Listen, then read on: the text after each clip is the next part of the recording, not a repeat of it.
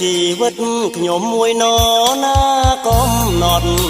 ឬមួយជាច្បាប់កាក់តែបាត់បត់ទៅតាមវាសនាទូកមកដល់កំពង់លងបាត់ច្រវាឆាលខោនស្នេហារឿងបេះដូងក្អែកដំណើរជីវិតក្នុងវដ្តសង្សារដោយកូនបាក់សា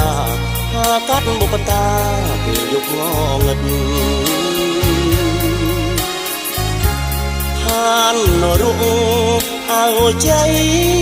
ខ្លាជាតងសិត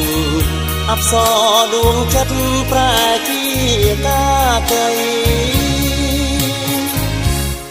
នឹងហា